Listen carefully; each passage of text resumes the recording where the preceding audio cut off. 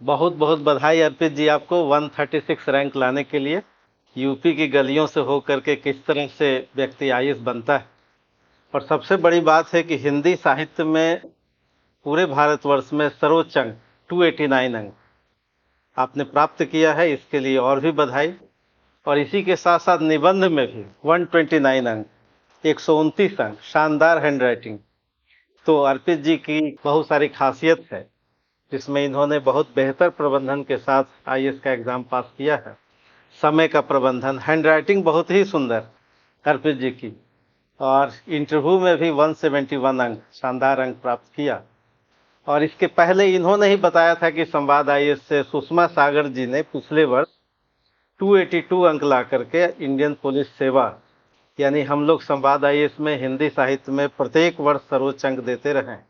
कृष्ण ने कहा कि निश्चित रूप से कष्टों का निवारण हम लोग नहीं कर सकते, कष्ट होंगे ही। केवल इतना होता है कि अगर अच्छा मित्र, अच्छा मार्गदर्शक अगर होता है तो कष्टों से निकलने में काफी सुविधा होती है और बहुत बेहतर तरीके से हम अपनी समस्याओं का निराकरण कर सकते हैं। तो अर्पित जी के सामने भी बहुत सारी कष्ट आए होंगे, बहुत सारी समस्याएं आई होंगी, और मैं इसका साक्षात हूँ। मैं जानता हूँ कि किस तरह से और कितना पेशेंस के साथ इन्होंने टेस्ट दिया था 2022-23, और फिर उसके बाद लगातार 2 वर्ष सारे टेस्ट लिखना, कई बार तो अकेले लिखना, और कई बार हम लोग काट देते थे कि ये इसमें सुधार की आवश्यकता है, लेकिन बहुत ही पेशेंस, धैर्य के साथ, संयम के साथ, समय का प्रबंधन करते हुए। तो अर्पित जी को ये अपने मेहनत से, अपने कठोर परिश्रम से, यानी कोई शॉर्टकट नहीं होता सफलता का। सफलता सदैव बहुत कुछ मांगती है, त्याग मांगती है। उसी त्याग के प्रतीक हैं हमारे अर्पित जी।